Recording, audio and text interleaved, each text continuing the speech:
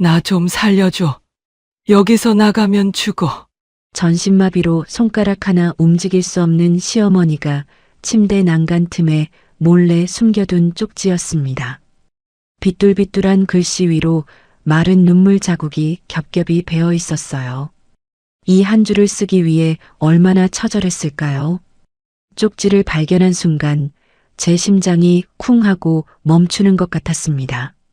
그때 등 뒤로 소름 끼치는 목소리가 꽂혔어요. 재수 씨만 입 닫으면 모두가 편해져. 아주버님이었습니다. 시어머니는 왜 친아들이 아닌 저에게 살려달라고 한 걸까요? 그리고 아주버님은 대체 무엇을 감추고 있는 걸까요? 며느리의 반격이 시작된 그날 밤, 이들의 운명은 송두리째 뒤바뀌기 시작합니다. 사연이 시작되기 전에 무료인 구독과 좋아요를 눌러주세요. 여러분이 계신 곳을 댓글로 남겨주시면 모든 행복을 보내드리겠습니다. 남편이 세상을 떠난 지 꼭 1년이 지났습니다. 어느 날 밤 9시가 넘은 시각, 거실 탁자 위에 놓아둔 휴대폰이 갑자기 울렸어요. 화면에는 발신번호 제한이라는 글자만 떠 있었습니다. 지연은 잠시 망설였습니다. 요즘 세상에 발신번호를 숨기고 전화하는 사람이 누가 있을까 싶었죠. 하지만 무언가에 이끌리듯 손가락이 먼저 움직여 통화 버튼을 눌렀습니다. 수화기 너머로 들려온 것은 낮고 급한 여자의 목소리였습니다. 아무것도 묻지 말고 307호로 오세요. 그게 전부였어요. 지연이 미처 대꾸하기도 전에 전화는 뚝 끊겼습니다. 지연은 손이 떨리는 것도 모른 채 재발신 버튼을 눌렀지만 돌아온 것은 차가운 기계음 뿐이었습니다. 연결할 수 없는 번호입니다. 그 안내 멘트가 귓속에서 맴도는 동안 등줄기를 타고 서늘한 기운이 천천히 내려왔습니다. 307호. 그 번호를 듣는 순간 지연의 머릿속에 떠오른 것은 단 하나였습니다. 시어머니가 누워 계신 요양병원의 병실 번호였죠. 전신마비 판정을 받고 몸을 전혀 움직이지 못하는 시어머니를 시댁 식구들이 방광제로 그 병원에 맡긴 지 벌써 2년이 다 되어가고 있었습니다. 지연은 거실 한가운데 서서 한동안 움직이지 못했어요. 발끝이 바닥에 달라붙은 것처럼 굳어버렸습니다. 시어머니와 연락을 끊고 지낸 세월이 죄책감처럼 가슴을 짓눌렀습니다. 남편이 떠난 뒤 시댁과의 관계는 자연스럽게 멀어졌고 지연은 혼자 살아남기에도 벅찬 나날을 보내고 있었으니까요. 하지만 그 전화 속 여자의 목소리에는 단순한 안내가 아니라 간절함 같은 것이 묻어 있었습니다. 마치 들키면 안 되는 사람이 숨죽여 말하는 것 같은 그런 떨림이었어요. 지연은 현관문을 열었습니다. 생각보다 몸이 먼저 움직였죠. 택시를 잡아타고 요양병원 주소를 말하는 동안에도 심장은 쿵쿵 소리를 내며 갈비뼈를 때렸습니다. 차창 밖으로 도시의 불빛들이 흐릿하게 미끄러져 갔고 지연의 손바닥에는 이유를 알 수 없는 식은땀이 끈적하게 고여 있었습니다. 택시에서 내린 지연의 앞에 요양병원 건물이 서 있었습니다. 낮에 보면 그저 평범한 건물이었을 텐데 밤에 보니 창문마다 희미한 불빛이 새어나오는 것이 마치 눈을 감지 못하는 사람의 얼굴 같았어요. 지연은 두 주먹을 꽉 쥐고 정문을 밀었습니다. 병동 안은 대낮임에도 조용한 곳이라 들었지만 이 시각에는 숨소리조차 죽은 듯한 정적이 감돌았습니다. 복도에 가득 찬 독한 소독약 냄새가 지연의 목구멍을 찔렀고 형광등 불빛 아래 바닥에 비친 자신의 그림자가 유독 길게 늘어져 있었습니다. 한 발짝, 또 한 발짝. 지연은 복도를 걸으며 병실 번호를 하나하나 확인했습니다. 305호, 306호. 그리고 마침내 307호 앞에 섰을 때 지연은 무언가 이상한 것을 발견했어요. 문 옆에 붙어 있어야 할 환자 이름표가 없었습니다. 누군가 일부러 뜯어낸 듯 이름표가 있던 자리에는 하얀 접착제 자국만 남아 있었죠. 마치 이 방에 누가 있는지 아무도 모르게 하려는 것처럼 지운 흔적이 선명했습니다. 지연의 손가락이 문 손잡이 위에서 잠깐 멈췄습니다. 이 문을 열면 다시는 돌이킬 수 없는 무언가가 시작될 것 같은 예감이 들었어요. 하지만 지연은 숨을 한번 크게 들이마시고 문을 밀었습니다. 병실 안은 어두웠습니다. 천장의 형광등은 꺼져 있었고 침대 옆 작은 보조등만이 희미한 빛을 내고 있었어요. 그 빛 아래 시어머니가 누워 있었습니다. 산소호흡기에 의지한 채 가쁜 숨을 몰아쉬고 있는 시어머니의 모습은 지연이 마지막으로 봤을 때와는 너무나 달랐습니다. 볼은 움푹 패여 광대뼈가 드러났고 팔은 나뭇가지처럼 앙상했어요. 초점 없는 눈으로 허공을 헤매는 모습이 마치 이 세상과 저 세상의 경계에 걸쳐 있는 것 같았습니다. 어머님, 지연이 떨리는 목소리로 불렀을 때 시어머니의 눈동자가 천천히 움직였습니다. 그리고 지연의 얼굴을 알아본 순간 그 흐릿했던 눈에 갑자기 빛이 돌았어요. 마치 컴컴한 바닷속에서 수면 위에 햇빛을 본 사람처럼 시어머니의 눈이 절박하게 반짝였습니다. 지연이 조심스럽게 시어머니의 손을 잡았습니다. 그 순간이었어요. 전신마비로 미동도 없어야 할 시어머니의 손끝이 경련하듯 파르르 떨리더니 지연의 손등을 긁듯이 움직였습니다. 지연은 깜짝 놀라 시어머니의 얼굴을 들여다보았습니다. 시어머니의 눈가에서 눈물이 흘러내렸습니다.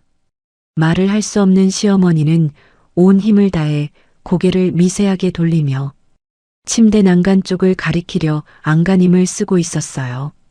그 모습이 너무나 필사적이어서 지연의 가슴이 찢어지는 것 같았습니다. 지연은 시어머니의 시선이 향하는 곳을 따라갔습니다. 침대 난간 틈새 누군가 아주 조심스럽게 끼워 넣은 듯한 작은 종이 한 장이 보였어요. 지연은 재빨리 그 종이를 빼내어 주머니 속에 숨겼습니다. 본능이었죠. 이것을 아무에게도 보여주면 안 된다는 것을 온몸이 알려주고 있었습니다. 바로 그때였습니다. 재수 씨, 여기서 뭐 하세요? 등 뒤에서 들려온 차가운 목소리에 지연의 등이 곧게 섰습니다. 돌아보니 문 앞에 남자가 서 있었어요. 남편의 형, 태준이었습니다. 태준은 입가에 미소를 띠고 있었지만 그 미소는 따뜻함과는 거리가 먼 것이었습니다. 입술 끝만 살짝 올라간 비열한 웃음이었고 반면에 눈빛은 웃음과 전혀 어울리지 않게 날카롭고 차가웠어요. 마치 굶주린 짐승이 먹이를 발견했을 때 짖는 표정처럼 지연을 위에서 아래로 훑어보는 그 시선이 섬뜩했습니다. 지연은 가슴이 쿵 내려앉는 것을 느꼈지만 애써 표정을 감추며 대답했습니다. 오랜만에 어머님 뵈러 왔어요. 갑자기 연락도 없이? 태주는 천천히 병실 안으로 들어오며 지연의 얼굴을 살폈습니다. 그의 눈이 지연의 주머니 쪽으로 잠깐 향했다가 다시 올라왔어요. 지연은 주머니 속 종이를 움켜쥔 손에 더 힘을 주었습니다. 그 사이 시어머니에게는 또 다른 변화가 일어나고 있었습니다. 태준이 병실에 들어서는 순간부터 시어머니의 손끝 떨림이 더 심해졌어요. 산소 마스크 안쪽에 습기가 차올랐고 가쁜 숨소리가 더욱 거칠어졌습니다. 분명한 공포의 반응이었죠. 지연은 그것을 놓치지 않았습니다. 태주는 시어머니의 이불을 살짝 올려주는 신용을 하며 지연에게 말했어요. 어머니는 잘 계시니까 재수 씨가 신경 쓸 것 없어요. 늦었으니 그만 들어가세요. 그 말투에는 배려라고는 찾아볼 수 없었습니다. 조용히 그러나 분명하게 나가라는 명령이었어요. 지연은 고개를 숙여 인사하고 병실을 나왔습니다. 복도를 걸으며 뒤를 돌아보니 태준이 병실 문 앞에 서서 지연이 완전히 사라질 때까지 지켜보고 있었어요. 그 시선이 등에 박히는 것 같아 걸음이 빨라졌습니다. 병원을 빠져나온 지연은 가로등 아래에서 비로소 주머니 속 종이를 꺼냈습니다. 구겨지고 접힌 종이를 조심스럽게 펼치자 번진 잉크로 쓴 글씨가 눈에 들어왔습니다. 글자 하나하나가 떨리는 손으로 쓴 것처럼 비뚤비뚤했어요. 나 좀 살려줘. 옮기면 안 돼. 지연은 그 글씨를 읽는 순간 다리에서 힘이 빠져 그 자리에 주저앉을 뻔했습니다. 전신마비로 손가락 하나 움직이기 힘든 시어머니가 이 글을 썼다는 것은 말 그대로 목숨을 걸고 남긴 메시지라는 뜻이었죠. 살려달라니. 누구에게서. 옮기면 안 된다니. 어디로 옮기려는 건가. 지연의 머릿속에서 아까 본 태준의 표정이 스쳐갔습니다. 그 비열한 미소, 시어머니를 볼 때 드러난 공포의 반응, 뜯겨나간 이름표, 그리고 누군가 몰래 걸어온 발신번호 제한 전화까지 모든 것이 하나의 선으로 이어지고 있었습니다. 밤바람이 불어와 지연의 머리카락을 흩뜨렸지만 지연은 그것도 느끼지 못했습니다. 손 안에 종이를 꼭 쥔 채 지연은 어두운 병원 건물을 올려다보았어요. 3층 창문에서 새어나오는 희미한 불빛이 마치 시어머니가 보내는 마지막 구조 신호처럼 깜빡이고 있었습니다. 지연은 이를 악물었습니다. 손바닥에 손톱 자국이 찍힐 만큼 주먹을 꽉 쥐었어요. 남편을 잃고 나서 세상에 홀로 남겨진 줄 알았는데 아직 지켜야 할 사람이 남아 있었습니다. 그리고 그 사람은 지금 아무도 모르게 천천히 죽어가고 있었어요. 지연은 구겨진 종이를 가슴 안주머니에 넣었습니다. 이 종이 한 장이 자신의 인생을 다시 바꿀 것이라는 걸. 그때는 미처 알지 못했지만 한 가지만은 분명했습니다. 오늘 밤 이후로 지연은 절대 뒤를 돌아보지 않을 거라는 것이었습니다. 지연은 다시 병실로 돌아갔습니다. 아주버님에게 정확하게 확인하고 싶었습니다. 어머님이 지금 어떤 상태인지, 도대체 지금 무슨 일이 일어난 건지 알고 싶었습니다. 지연이 병실 문을 열고 들어가자 태준이 말했습니다. 왜 또 온 거야? 태준의 말투는 싸늘했습니다. 지연은 대답 대신 시어머니 쪽으로 시선을 돌렸습니다. 시어머니의 상태를 좀 더 자세히 살피고 싶었어요. 그런데 그 순간 지연은 등골이 서늘해지는 것을 느꼈습니다. 시어머니의 눈동자가 흔들리고 있었어요. 아까 지연을 알아보았을 때의 반가움이 아니었습니다. 태준이 침대 가까이 다가갈수록 시어머니의 눈은 점점 더 크게 떨렸고 동공 안에 극도의 공포가 차올랐습니다. 말을 할 수 없는 사람이 온몸으로 비명을 지르는 모습이 바로 그것이었어요. 지연은 시어머니의 눈에서 눈을 뗄 수가 없었습니다. 저 공포는 무엇인가? 아들 얼굴을 보고 저렇게 겁에 질리는 어머니가 세상에 어디 있단 말인가? 태준은 침대 옆 의자에 가방을 내려놓으며 자연스러운 척 시어머니의 이불을 매만졌습니다.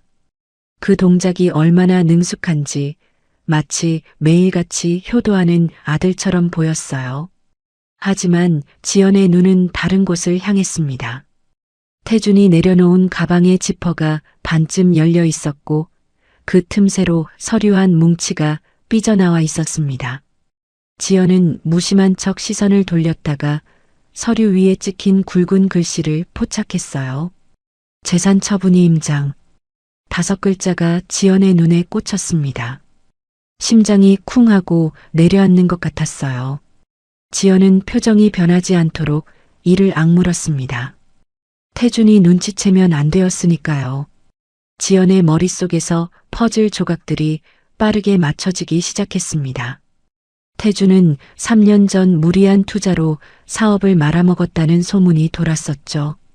수억 원의 빚을 지고 채권자들에게 쫓기고 있다는 이야기도 남편 생전에 들은 적이 있었습니다. 그런 사람이 전신마비 환자인 어머니의 재산 처분이 임장을 가지고 다니고 있다. 이것이 무엇을 뜻하는지 더 이상의 설명이 필요했을까요? 지연은 시어머니의 얼굴을 다시 바라보았습니다. 광대뼈가 드러날 만큼 볼이 꺼진 얼굴, 공포에 떠는 눈동자, 산소 마스크 너머로 들리는 거친 숨소리. 이 모든 것이 한때 따뜻했던 사람의 현재 모습이라는 사실에 지연의 가슴 속에서 뜨거운 무언가가 치밀어 올랐습니다. 문득 지연의 기억 속에서 오래전 장면이 떠올랐어요. 결혼 초 시댁 식구들 사이에서 지연은 늘 눈치를 봐야 하는 사람이었습니다. 명절마다 부엌에서 종일 일해도 식탁에 앉으면 시선은 차가웠고 잘해도 한마디 칭찬 없이 지나가는 나날이었죠. 그런 날들 속에서 유일하게 지연을 사람으로 대해준 분이 시어머니였습니다. 아무도 보지 않는 틈에 밥그릇 하나를 더 챙겨주던 손. 명절이 끝나고 지연이 설거지를 하는 동안 옆에 와서 말없이 행주로 그릇을 닦아주던 손. 그 손의 온기가 지연에게는 유일한 위로였어요. 아가, 내가 버텨야 한다. 어느 날 시어머니가 지연의 손에 봉투 하나를 쥐어주며 했던 말이었습니다. 봉투 안에는 시어머니가 아껴둔 비상금이 들어 있었어요. 그때 시어머니의 눈은 단호하면서도 따뜻했습니다. 마치 세상이 아무리 매섭더라도 이것만큼은 내 편이라고 말하는 것 같았죠. 남편이 갑자기 쓰러졌을 때도 그랬습니다. 병원비 문제로 시댁 식구들이 서로 책임을 떠넘기며 등을 돌릴 때 끝까지 지연의 곁에 남아서 방패가 되어준 사람은 시어머니뿐이었어요. 내 며느리한테 함부로 하지 말아라고 큰아들 태준에게까지 소리를 높이던 시어머니의 모습을 지연은 절대로 잊을 수가 없었습니다. 그렇게 강하고 따뜻했던 사람이 지금은 침대 위에서 손가락 하나 마음대로 움직이지 못한 채 아들 얼굴에 겁을 먹고 떨고 있었습니다. 지연의 눈시울이 뜨거워졌어요. 슬픔이 아니었습니다. 분노였죠. 그때 병실 문이 다시 열렸습니다. 어머님, 저희 왔어요. 높고 밝은 목소리와 함께 들어온 사람은 혜란이었습니다. 태준의 아내, 지연의 동서였죠. 혜란은 입가에 환한 미소를 띠고 있었지만 그 웃음에는 온기라고는 한 점도 없었어요. 오래 알고 지낸 사이라 지연은 혜란의 가식을 단번에 알아챌 수 있었습니다. 혜란은 시어머니에게 인사를 건네는 척하다가 지연을 발견하자 눈빛이 순간 날카로워졌어요. 하지만 금세 웃음으로 감추며 다가왔습니다. 어머, 동서. 여기까지 웬일이야? 혜란은 반가운 척 지연의 팔을 잡았습니다. 하지만 그 손에 들어간 힘은 반가움이 아니라 경고였어요. 손가락이 지연의 팔뚝을 꽉 움켜쥐며 슬쩍 문 쪽으로 끌어당겼습니다. 어머님 곁에 저희가 있으니까 동서는 걱정 말고 가봐. 늦었잖아. 그 목소리는 부드러웠지만 뜻은 분명했습니다. 당장 나가라. 지연은 혜란의 손을 조용히 떼어내며 시어머니를 돌아보았어요. 시어머니의 상태가 또 변해 있었습니다. 혜란의 목소리가 들리는 순간부터 손끝의 떨림이 더 심해졌고 산소 마스크 안쪽에 하얗게 섭기가 서렸어요. 숨이 더 가빠진 것이었습니다. 태준에게도 혜란에게도 시어머니는 똑같은 반응을 보이고 있었어요. 이 두 사람을 무서워하고 있다는 증거가 아니면 무엇이었겠습니까? 지연은 마음을 다잡고 태준과 혜란에게 짧은 인사를 한 뒤 병실을 나왔습니다. 억지로 끌려 나온 것이 아니라 스스로 나온 것이었어요. 지금 이 자리에서 부딪히는 것은 어리석은 일이라고 판단했기 때문이었습니다. 하지만 걸음은 곧장 출구로 향하지 않았어요. 복도 끝에서 누군가 지연을 스쳐 지나갔습니다. 요양보호사 유니폼을 입은 중년 여성이었어요. 눈이 마주치는 찰나 그 여성은 아무 말도 하지 않았지만 고개를 미세하게 돌려 화장실 쪽을 가리켰습니다. 간절한 눈빛이었죠. 지연은 무언가에 이끌리듯 화장실로 향했습니다. 문을 열고 들어서자 세면대 앞에 아까 그 여성이 먼저 와 있었어요. 이름표에는 미자라고 적혀 있었습니다. 미자는 수도꼭지를 틀어 물소리로 대화를 가렸습니다. 그리고 빠르게 낮은 목소리로 말했어요. 307호 환자 며느리분 맞으시죠? 제가 드린 전화 받으셨죠? 지연의 심장이 멈추는 것 같았습니다. 발신번호 제한 전화의 주인이 바로 이 사람이었어요. 미자는 주변을 한 번 더 살피고 목소리를 더 낮췄습니다. 보호자분이 오시면 기록에 없는 약을 놓아요. 처방전에 없는 주사를 의식이 돌아올 때마다 놔요. 어머님 의식을 억지로 누르는 것 같아요. 미자의 목소리도 떨리고 있었습니다. 이 말을 하는 것 자체가 얼마나 위험한 일인지 미자 본인이 가장 잘 알고 있었을 거예요. 내가 여기서 2년 넘게 일했는데 307호 환자분만큼 이상한 경우는 처음이에요. 제발 그분을 도와주세요. 미자는 그 말을 마지막으로 수도꼭지를 잠그고 화장실을 나갔습니다. 지연은 세면대를 붙잡고 한동안 서 있었어요. 손이 떨려서 물 한 모금도 뜰 수 없었습니다. 기록에 없는 약, 의식을 억누르는 주사, 재산 처분이 임장, 공포에 떠는 시어머니의 눈동자, 모든 것이 하나로 이어졌습니다. 지연은 거울 속 자신의 얼굴을 보았어요. 창백하고 지쳐 있었지만 눈만은 살아 있었습니다. 지연은 가슴 안주머니에 넣어둔 종이를 다시 한번 만져보았습니다. 시어머니가 목숨을 걸고 남긴 그 메시지가 손끝에서 느껴졌어요. 이대로 돌아서면 끝이었습니다. 집에 돌아가서 이불을 뒤집어 쓰고 아무것도 몰랐던 척하면 되었어요. 하지만 그렇게 하면 평생을 자기 자신을 용서하지 못할 것이라는 걸 지연은 알고 있었습니다. 가장 힘들 때 자신을 지켜준 사람이 지금 살려달라고 손을 내밀고 있는데 그 손을 외면할 수는 없었어요. 지연은 화장실 문을 열고 나왔습니다. 복도 저편에서 태준이 병실 문 앞에 서서 통화를 하고 있었어요. 지연과 눈이 마주치자 태준은 전화를 끊으며 입꼬리를 올렸습니다. 그 미소가 분명히 말하고 있었어요. 쓸데없는 짓 하지 말라고. 지연은 태준의 눈을 똑바로 바라보았습니다. 이번에는 고개를 숙이지 않았어요. 한 발자국도 뒷걸음치지 않은 채 태준의 시선을 정면으로 받아냈습니다. 이번만큼은 절대로 물러나지 않겠다. 지연은 그렇게 마음을 단단히 먹고 병원을 나섰습니다. 밤 공기가 차가웠지만 가슴 안에는 뜨거운 불씨 하나가 피어오르고 있었어요. 그 다음 날 지연은 낮 시간에 다시 병원을 찾았습니다. 면회 시간에 맞춰 시어머니 곁에 앉아 과일을 깎아드리는 척하면서 사실은 병동 전체를 눈에 담고 있었어요. 낮에 병동은 평온했습니다. 간호사들이 오가고 보호자들이 드나들고 간간히 웃음소리도 들렸죠. 하지만 지연은 이미 알고 있었습니다. 이 병동의 진짜 얼굴은 밤에 드러난다는 것을요. 낮에는 보이지 않던 어두운 진실들이 해가 지면 공기 자체를 바꿔놓았으니까요. 지연은 과일 껍질을 깎는 동안에도 눈은 쉬지 않았습니다.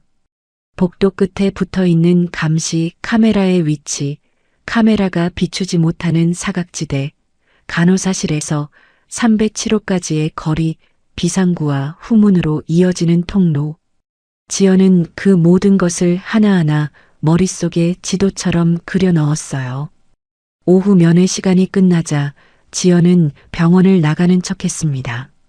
정문을 통해 밖으로 나간 뒤 건물 옆 편의점에서 커피 한 잔을 사들고 병원 주차장 한쪽에 세워둔 차 안에 몸을 숨겼어요. 그리고 기다렸습니다. 해가 졌습니다. 병동 창문의 불빛이 하나둘 꺼져가기 시작했어요. 밤 9시, 10시. 시간은 느리게 흘렀고 지연의 다리는 차 안에서 점점 저려왔습니다. 하지만 움직일 수 없었어요. 오늘 밤 반드시 자기 눈으로 확인해야 할 것이 있었으니까요. 밤 11시가 가까워지자 병동은 거의 모든 불이 꺼졌습니다. 간호사실의 희미한 불빛만 복도에 길게 새어나왔어요. 그때였습니다.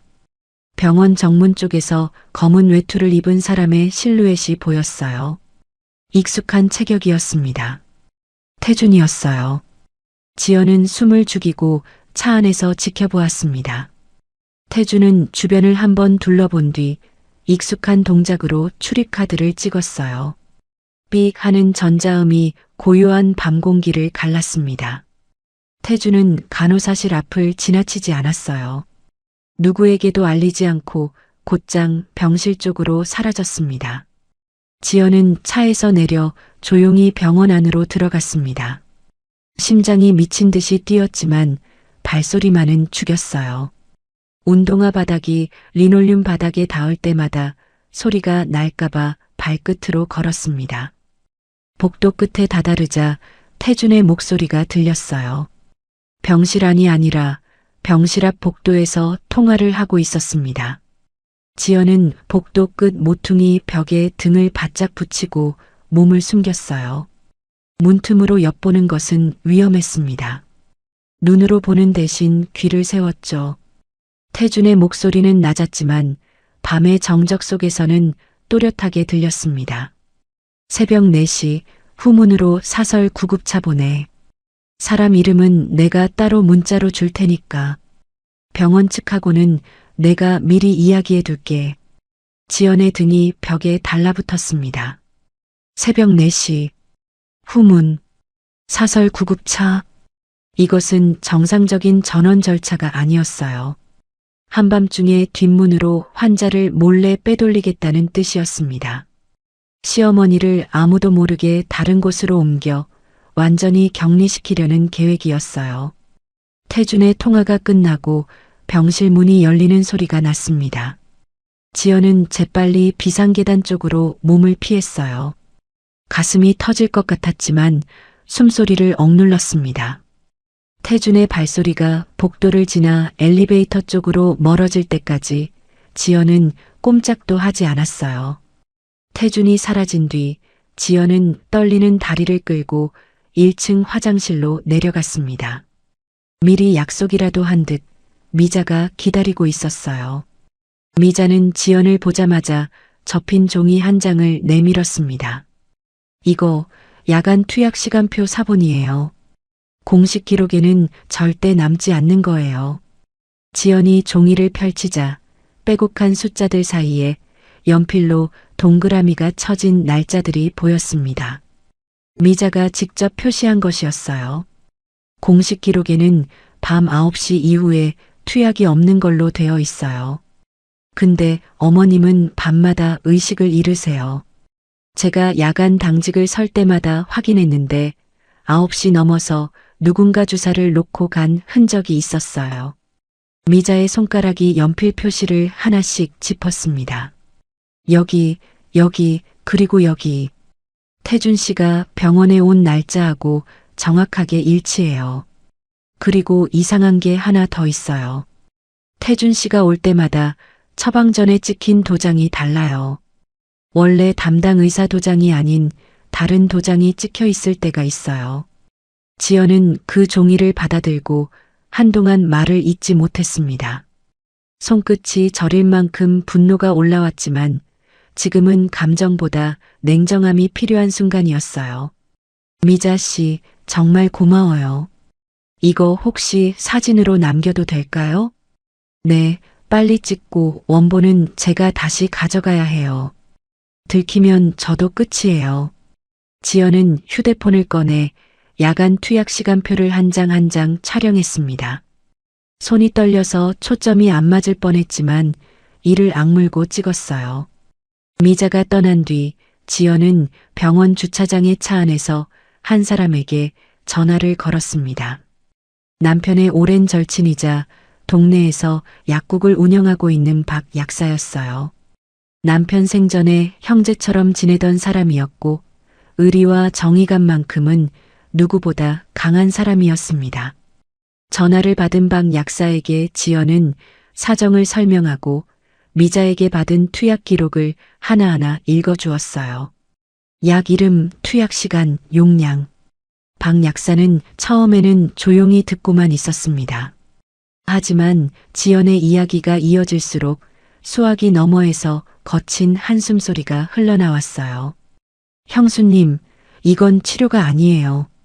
박 약사의 목소리는 무거웠습니다.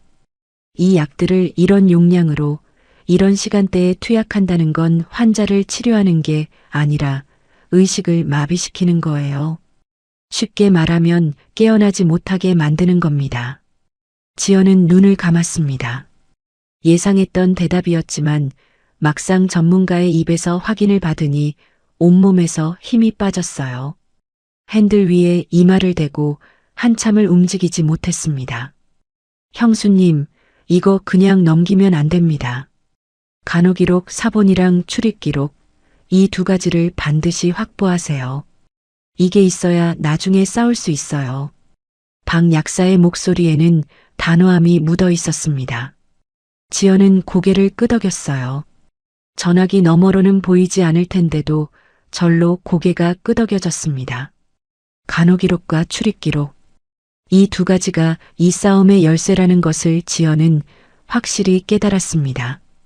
전화를 끄는 지연은 다시 병원 안으로 들어갔습니다.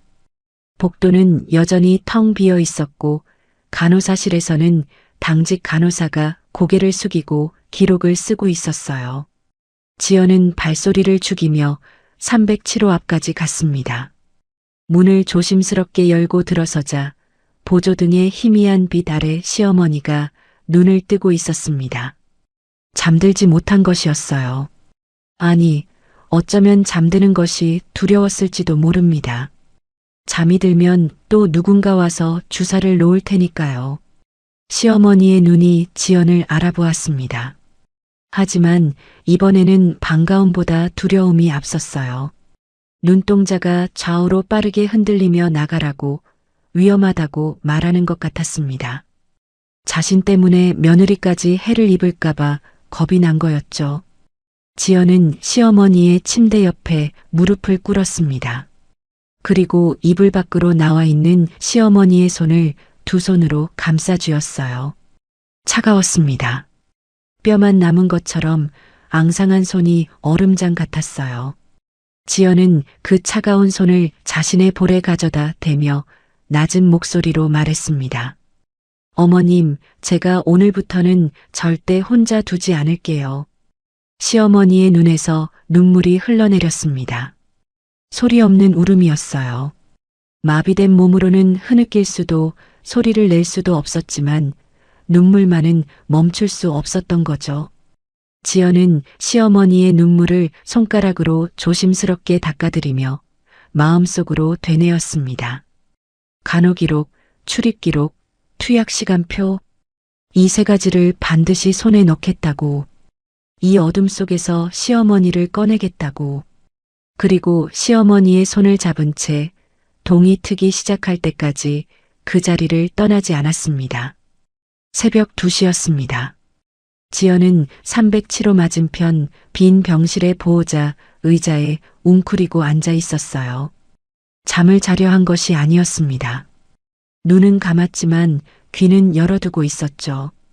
복도를 지나가는 간호사의 발소리, 어딘가에서 들려오는 환자의 기침소리, 그리고 307호 안에서 일정하게 울리는 모니터의 전자음까지 모든 소리를 하나하나 구분하며 밤을 지새우고 있었습니다.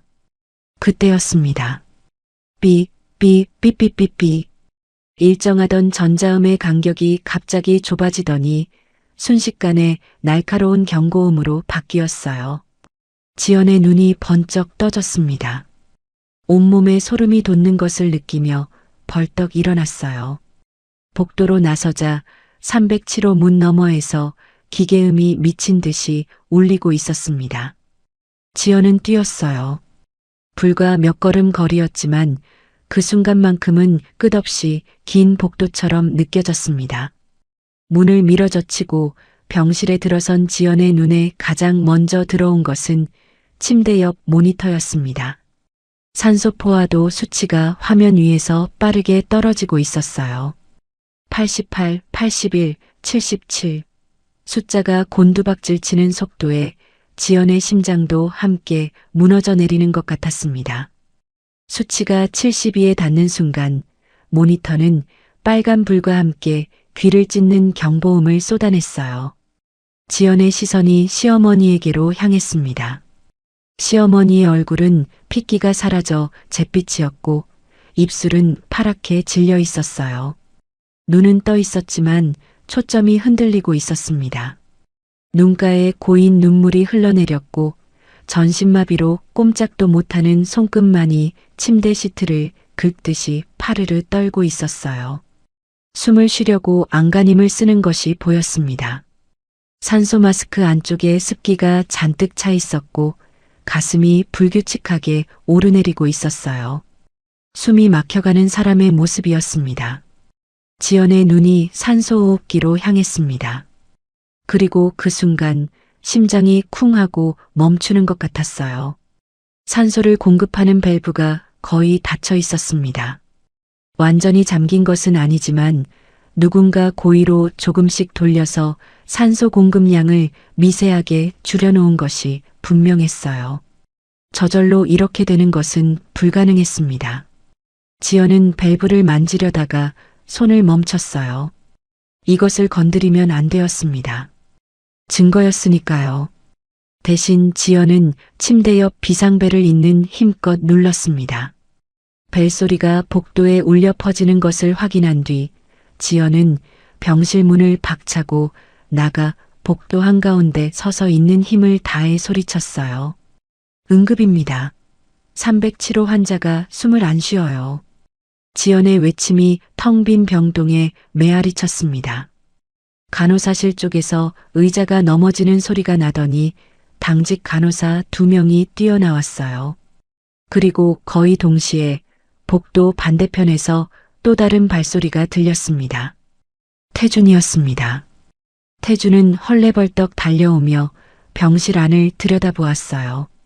경보음이 울리는 모니터, 파랗게 질린 시어머니의 얼굴, 그리고 밸브가 잠긴 산소호흡기.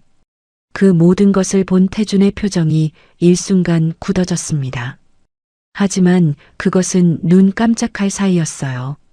태준은 곧바로 표정을 바꿔 당황한 척 목소리를 높였습니다. 재수 씨, 오해예요. 내가 아까 어머님 이불 정리하다가 실수로 건드린 것 같아. 태준은 그렇게 말하며 산소호흡기 쪽으로 손을 뻗었어요. 밸브를 다시 돌려 원래대로 만들려는 것이었습니다. 지연은 태준의 손목을 잡았습니다. 아니, 거칠게 밀쳐냈어요. 태준이 놀라 눈을 크게 떴지만 지연은 한 발짝도 물러서지 않았습니다. 손대지 마세요. 지연의 목소리는 낮았지만 칼날처럼 단단했어요. 태준이 잠깐 멈칫한 사이 간호사들이 병실로 들어왔습니다. 간호사들은 재빨리 산소 밸브를 열고 시어머니의 상태를 점검하기 시작했어요. 산소 포화도가 72에서 천천히 올라가기 시작했지만 안전 수치까지는 아직 한참 남아 있었습니다. 간호사 한 명이 추가 산소를 연결하고 다른 한 명이 혈압을 재는 동안에도 시어머니의 손끝은 멈추지 않고 떨리고 있었어요. 그 사이 태준에게 놀라운 변화가 일어났습니다. 간호사들이 돌아보는 순간 태준의 눈에 눈물이 맺혀 있었어요. 아까까지의 차가운 눈빛은 온데간데였고 어머니 걱정에 지친 효자의 얼굴이 거기 있었습니다. 어머니, 괜찮으세요? 제가 여기 있잖아요. 태준은 시어머니의 손을 잡으며 울먹였어요. 그 연기가 얼마나 자연스러웠는지 간호사들의 시선이 순간적으로 부드러워지는 것이 보였습니다. 지연은 속이 뒤집히는 것 같았어요. 바로 몇 초 전에 증거를 없애려 손을 뻗었던 사람이 이제는 효자 행세를 하고 있었으니까요. 하지만 지연은 감정에 휩쓸리지 않았습니다. 지금 해야 할 일은 분노하는 것이 아니었어요. 간호사님, 산소 밸브 상태를 사진으로 찍어 기록에 남겨주세요. 지연의 목소리에 간호사가 고개를 돌렸습니다. 지금 밸브가 어떤 위치에 있는지, 누가 어떤 조작을 했는지 전부 기록해야 합니다. 이건 단순한 사고가 아닐 수 있어요. 태준의 눈물이 멈췄습니다. 효자의 얼굴 뒤에서 차갑고 날카로운 눈빛이 순간적으로 드러났어요. 하지만 간호사들이 보고 있었기에 태준은 아무 말도 하지 못했습니다. 시어머니의 산소 포화도가 겨우겨우 85까지 회복되는 동안 지연은 병실을 나와 곧장 간호사실로 갔어요. 수간호사를 찾았습니다. 응급경위서를 작성해 주세요.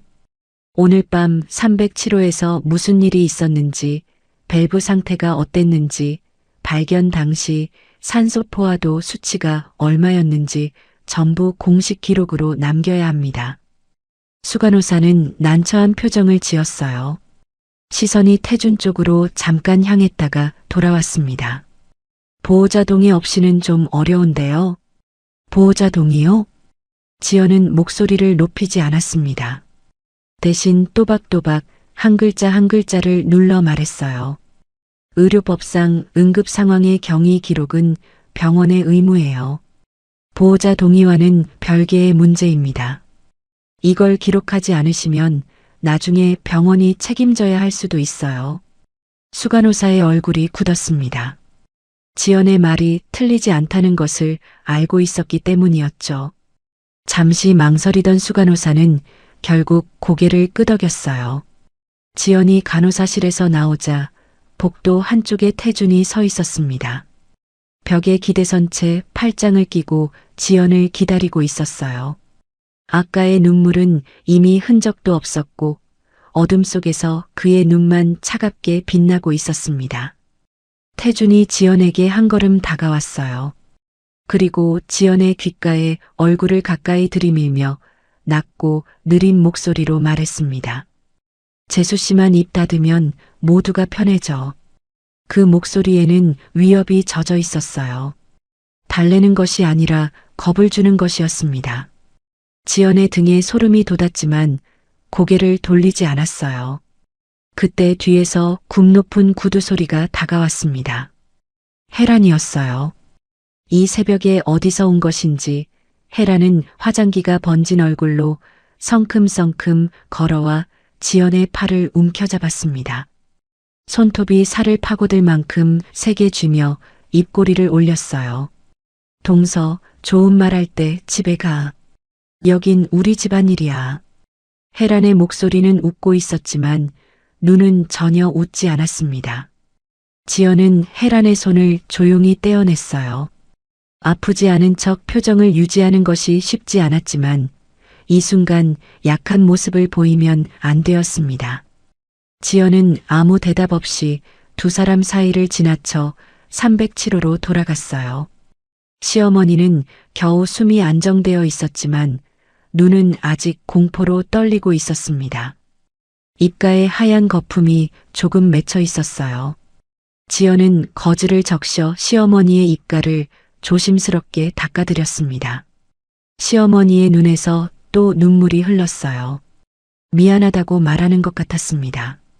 자기 때문에 며느리가 이런 위험에 처한 것이 괴로운 거였죠. 지연은 시어머니의 이마를 살며시 쓸어내리며 속삭였어요. 어머님, 걱정 마세요. 저 안 무서워요. 그것은 거짓말이었습니다. 무서웠어요. 태준의 차가운 눈빛도, 혜란의 손톱 자국도, 이 병원의 어둠도 전부 무서웠습니다. 하지만 시어머니 앞에서 무섭다고 말할 수는 없었어요. 이 사람을 지키려면 지연이 더 단단해져야 했으니까요. 동이 트기 시작할 무렵 지연은 병원 주차장으로 나왔습니다. 차가운 새벽 공기가 땀에 젖은 목덜미를 스쳤어요. 차 쪽으로 걸어가던 지연의 발이 멈춰 섰습니다.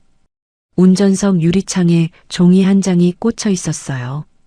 지연은 주변을 둘러보았지만 아무도 보이지 않았습니다. 떨리는 손으로 종이를 뽑아 펼쳤어요. 선 넘지 마라. 네 글자뿐이었습니다. 하지만 그 네 글자가 주는 무게는 천근만근이었어요. 누가 쓴 것인지는 뻔했습니다. 지연의 손이 떨렸어요. 종이를 구겨버리고 싶었지만 그러지 않았습니다. 대신 휴대폰을 꺼내 그 쪽지를 찍었어요. 날짜와 시간이 찍힌 사진으로 저장했습니다. 이것도 증거였으니까요. 지연은 쪽지를 접어 주머니에 넣고 차에 올라탔습니다. 핸들을 잡은 손이 아직 떨리고 있었지만 눈빛만은 흔들리지 않았어요. 백미러에 비친 자신의 얼굴은 창백했지만 그 안의 눈은 오히려 전보다 더 선명하게 빛나고 있었습니다. 이 공포의 밤을 반드시 끝내겠다고 지연은 이를 악물었습니다. 다음 날 아침 지연은 병원 원무과를 찾아갔습니다. 307호 환자의 진료 기록과 간호 기록 열람을 요청하기 위해서였어요. 원무과 직원은 컴퓨터 화면을 몇 번 클릭하더니 안경 너머로 지연을 올려다보며 난처한 표정을 지었습니다. 죄송하지만 법정 보호자인 박태준 씨가 열람 거부 의사를 밝히셨습니다. 보호자 동의 없이는 저희도 어쩔 수가 없어요. 지연은 카운터 위에 올려놓은 주먹을 꽉 쥐었어요. 손톱이 손바닥에 파고들었지만 아프지 않았습니다. 예상했던 벽이었지만 막상 부딪히니 숨이 턱 막혔어요. 태주는 이미 한 발 앞서 움직이고 있었던 것이었습니다. 지연이 기록을 요구할 것을 예측하고 미리 차단해둔 거였어요. 원무과 직원의 눈을 보니 이미 태준에게 단단히 이야기를 들은 눈치였습니다. 하지만 지연에게는 다른 길이 있었어요. 병원을 나서기 전 지연은 미자와 잠깐 마주쳤습니다. 미자는 아무 말 없이 지연의 손에 접힌 종이를 쥐어주고 지나갔어요. 화장실에서 펼쳐보니 야간 전담 간호사가 개인적으로 작성해둔 비공식 메모였습니다. 메모에는 공식 기록과 다른 내용이 적혀 있었어요. 공식 기록에는 밤 9시 이후 투약 없음으로 되어 있었지만 이 메모에는 밤 11시와 새벽 1시에 추가 투약이 이루어진 것으로 기록되어 있었습니다. 약 이름도 용량도 적혀 있었어요. 공식 기록과 비공식 메모 사이의 모순이 너무나 선명했습니다. 지연이 병원 정문을 나서는 순간 뒤에서 시선이 느껴졌어요. 고개를 돌리지 않았지만 알 수 있었습니다. 유리문에 비친 그림자가 태준이었거든요. 태준은 병원 로비에서부터 지연의 뒤를 밟고 있었어요. 지연이 택시를 잡아타는 것까지 지켜본 뒤에야 사라졌습니다. 감시가 시작된 것이었죠. 일거수일투족을 전부 들여다보겠다는 무언의 압박이었습니다. 하지만 태준이 지연만 감시하고 있었던 것은 아니었어요. 그날 오후 지연은 병원 주차장 귀퉁이에서 태준과 혜란이 나란히 서 있는 모습을 먼발치에서 목격했습니다. 혜란은 갈색 서류 봉투를 양손으로 매만지며 태준에게 바짝 붙어 말하고 있었어요. 재산 정리만 끝나면 우리 빚 다 갚을 수 있어. 그러니까 서두르자. 혜란의 목소리는 낮았지만 주차장의 공기가 워낙 고요해서 지연의 귀까지 닿았습니다. 태준은 고개를 끄덕이며 봉투를 받아들었어요. 봉투 입구가 살짝 벌어진 틈으로 서류가 보였습니다. 지연은 그 순간 숨을 참았어요.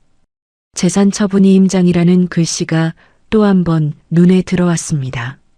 그리고 서류 하단, 인감이 찍혀야 할 자리만 텅 비어 있는 것까지 확인했어요. 아직 인감이 없다. 아직 찍지 못한 것이다. 지연은 그 사실에서 한 줄기 희망을 발견했습니다. 하지만 동시에 등골이 서늘해졌어요. 태준이 아직 인감을 받지 못했다는 것은 앞으로 어떤 수를 써서라도 받아내려 할 거라는 뜻이었으니까요. 그날 저녁 미자가 다시 연락을 해왔습니다. 미자의 목소리는 전보다 더 떨리고 있었어요. 며느리분, 제가 차마 말씀을 못 드렸던 게 하나 있어요. 지연은 전화기를 귀에 바짝 붙였습니다. 태준 씨가 어머님이 약 때문에 깊이 잠드신 틈을 타서 손가락에 인주를 묻혀 서류에 지장을 찍으려고 한 적이 있어요. 제가 들어가는 바람에 못했지만 한두 번이 아니었어요. 지연은 전화기를 든 손이 부들부들 떨리는 것을 느꼈습니다. 의식이 없는 어머니의 손가락을 억지로 잡아 인주를 묻히려 하다니. 그것은 사람이 할 짓이 아니었어요. 지연은 한참 동안 전화기를 내려놓지 못했습니다. 귓속에서 미자의 떨리는 목소리가 계속 맴돌았어요. 시어머니가 약에 취해 축 늘어진 손을 태준이 잡아 끌어당기는 장면이 머릿속에 그려졌고 그 상상만으로도 위장이 뒤집히는 것 같았습니다. 하지만 분노에만 빠져 있을 시간이 없었어요. 지연은 눈물을 삼키고 곧바로 다음 행동으로 옮겼습니다. 다음 날 지연은 상속 전문 변호사를 찾아갔습니다. 법률사무소의 하얀 형광등 아래 지연은 지금까지 모은 증거들을 하나하나 테이블 위에 펼쳐놓았어요. 비공식 메모, 야간 투약 시간표 사본, 산소 밸브 사건의 경위, 협박 쪽지 사진, 그리고 시어머니가 남긴 종이 한 장까지 테이블이 빼곡하게 채워졌습니다. 변호사는 서류를 하나하나 읽어가며 표정이 점점 굳어졌습니다. 중간중간 안경을 고쳤으며 메모를 하더니 다 읽고 난 뒤 천천히 안경을 벗으며 입을 열었어요. 당장 전원을 막는 것이 최우선입니다. 환자를 다른 곳으로 옮기는 순간 지금까지 모은 증거가 무력화될 수 있어요. 변호사는 펜을 들며 한 가지를 더 강조했습니다. 그리고 아무리 인감이 찍혀 있더라도 환자 본인에게 의사결정 능력이 없는 상태에서 작성된 서류는 법적 효력이 없습니다. 이건 확실히 싸울 수 있어요. 지연은 그 말에 처음으로 숨이 트이는 기분을 느꼈습니다. 싸울 수 있다. 이길 수 있다. 변호사의 그 한마디가 지연에게 무기를 쥐어준 것 같았어요. 변호사의 조언에 따라 지연은 곧바로 행동에 옮겼습니다. 법률사무소를 나서자마자 근처 우체국으로 달려가 병원 측에 내용 증명을 발송했어요. 응급 상황이 재발할 경우 병원의 형사 책임을 묻겠다는 내용이었습니다. 우체국 직원에게 접수증을 받아드는 지연의 손은 떨리지 않았어요. 이제 감정이 아니라 법으로 싸우는 것이었으니까요. 그 효과는 즉각적이었습니다. 내용 증명 접수증이 병원에 전달된 다음 날부터 분위기가 확연히 달라졌어요. 원무과 직원의 말투가 공손해졌고 복도에서 마주치는 간호사들의 눈빛에도 긴장감이 감돌았습니다.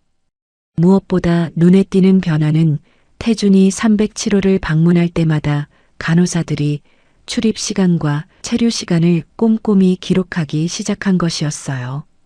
태준의 눈치만 보던 사람들이 이제는 지연의 존재를 의식하기 시작한 거였습니다. 지연은 병원의 변화를 확인한 뒤 시어머니의 병실로 갔어요. 물컵에 거즈를 적셔 시어머니의 마른 입술을 조심스럽게 적셔드리며 말했습니다. 어머님, 조금만 참으세요. 거의 다 왔어요. 시어머니의 눈에 눈물이 고였습니다. 하지만 이번 눈물은 며칠 전과 달랐어요. 공포가 아니라 고마움에 가까운 빛이었습니다.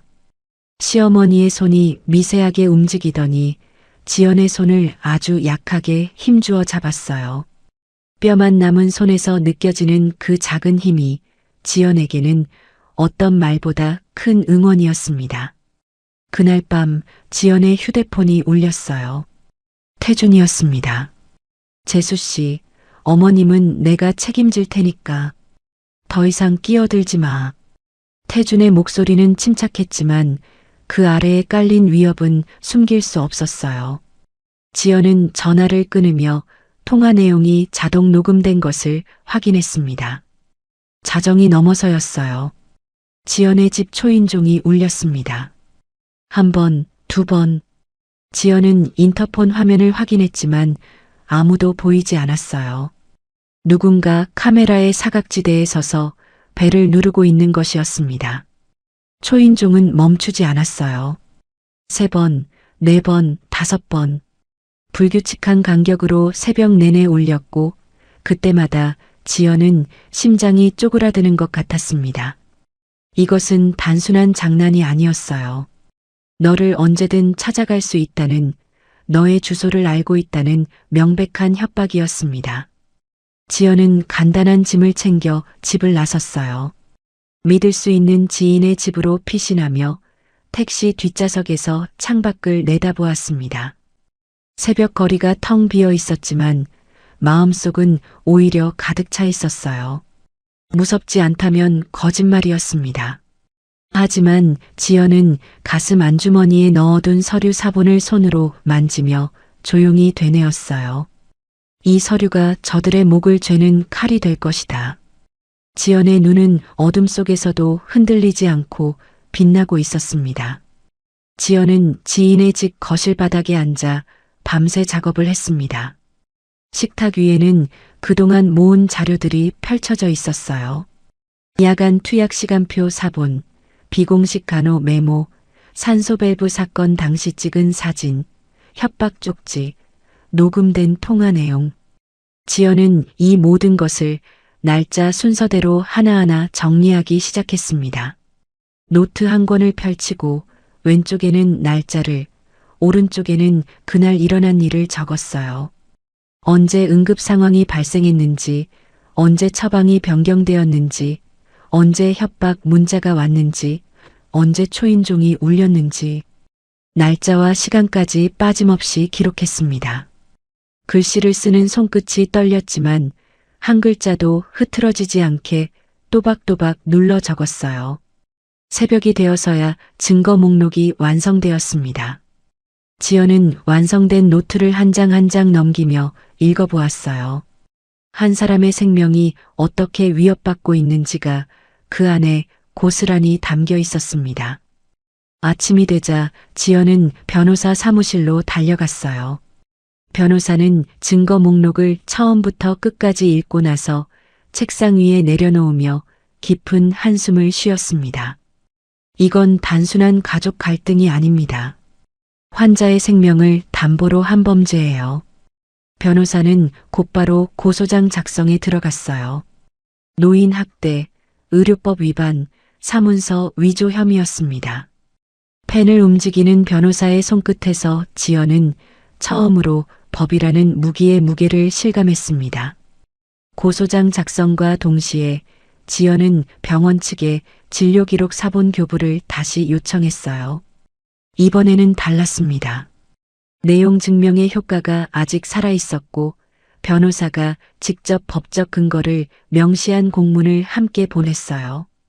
의료법에 따르면 환자의 배우자, 직계 좀비 속 그 배우자가 사망한 경우에도 기록, 열람이 가능하다는 조항이 근거였습니다.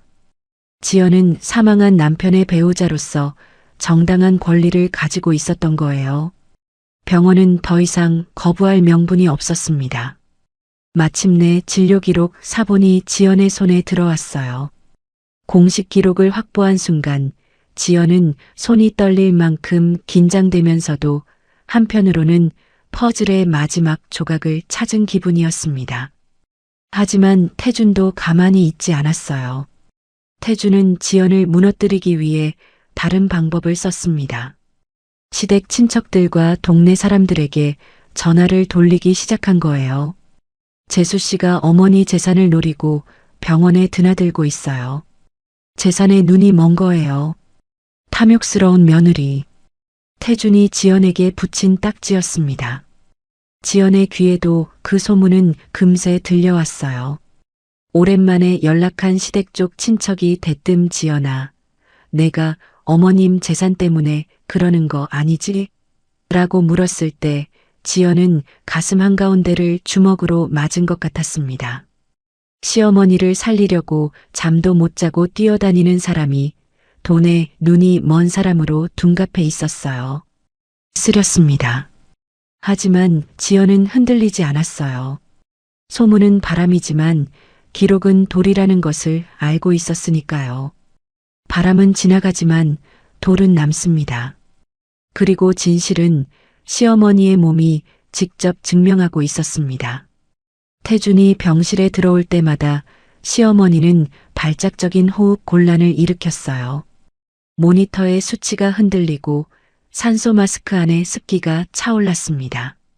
간호사들도 이제는 그 패턴을 눈치채기 시작했어요.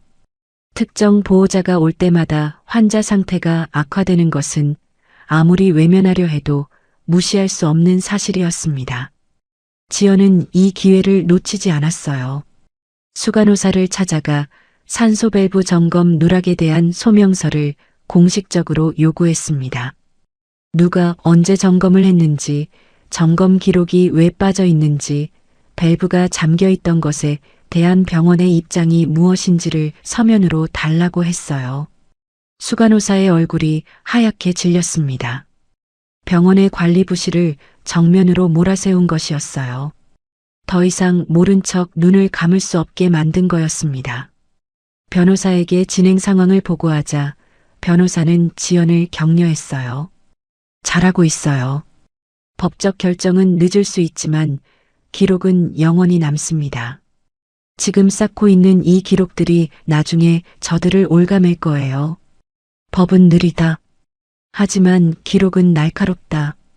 지연은 그 말을 가슴에 새겼습니다. 그날 오후 지연은 다시 병원을 찾아 후문 쪽 동선을 확인했어요. 며칠 전 엿들었던 태준의 전화 내용이 머릿속에서 떠나지 않았기 때문이었습니다. 새벽 4시 후문 사설 구급차. 태준은 분명히 다시 시도할 터였어요. 지연은 후문에서 주차장까지의 거리를 발걸음으로 재보았습니다. 구급차가 접근할 수 있는 경로가 2군데인 것을 확인했고 경비실에서 후문이 보이는지 각도까지 확인했어요. 경비실 창문에서는 후문의 절반밖에 보이지 않았습니다. 나머지 절반은 완벽한 사각지대였어요. 태준이 왜 후문을 선택했는지 이해가 되었습니다. 저녁이 되자 미자에게서 연락이 왔어요. 미자의 목소리에는 지금까지와는 다른 수준의 긴박함이 묻어 있었습니다. 오늘 밤이에요. 사설 구급차 업체가 병원 원무과장하고 조율을 다 마쳤대요. 오늘 새벽에 움직일 거예요. 이송 서류도 이미 준비됐고 당직 간호사한테도 이야기가 된 것 같아요. 지연의 심장이 빠르게 뛰기 시작했습니다. 드디어 올 것이 온 거였어요. 준비한 모든 것을 오늘 밤 쏟아부어야 했습니다. 휴대폰 첫 화면에 112 긴급 신고 버튼을 배치하고 증거자료 폴더를 바로 열 수 있게 정리했어요. 신고 즉시 출동할 수 있도록 병원 주소와 상황 설명을 메모장에 미리 작성해 두었습니다. 준비를 마친 지연은 시어머니의 병실로 갔어요. 서랍에서 작은 빗을 꺼내 시어머니의 흐트러진 머리카락을 조심스럽게 빗겨드렸습니다. 엉킨 머리카락을 한 올 한 올 풀어가며 지연은 시어머니의 귀에 대고 속삭였어요. 어머님, 오늘 밤만 넘기면 우린 자유해요. 시어머니는 지연의 눈을 가만히 바라보았습니다. 그리고 천천히 아주 또렷하게 눈을 2번 깜빡였어요. 한 번도 아니고 3번도 아닌 정확히 2번이었습니다. 마치 알겠다고 믿는다고 가라고 말하는 것 같았어요. 그것은 시어머니가 지연에게 내리는 마지막 승인과도 같았습니다. 지연이 병실을 나서자 휴대폰에 문자 한 통이 와 있었어요. 태준이었습니다. 더 가면 정말 다친다. 지연은 멈추지 않았습니다. 문자 화면을 캡처해 저장하고 증거 폴더에 추가했어요. 이제 태준이 보내는 모든 위협은 그대로 증거가 되었습니다. 그런데 병원 1층 로비를 지나가던 지연의 눈에 익숙한 뒷모습이 보였어요. 혜란이었습니다. 혜란은 당직 간호사 한 명을 붙잡고 무언가를 건네고 있었어요. 흰 봉투였습니다. 간호사가 주저하자 혜란은 봉투를 간호사의 주머니에 억지로 밀어넣으려 했어요. 지연은 재빨리 기둥 뒤에 몸을 숨기고 휴대폰 카메라를 켰습니다. 손이 떨렸지만 초점을 맞추고 녹화 버튼을 눌렀어요. 혜란이 봉투를 건네는 장면, 간호사가 난처한 표정을 짓는 장면, 혜란이 간호사의 어깨를 두드리며 무언가를 속삭이는 장면까지 전부 영상에 담겼습니다.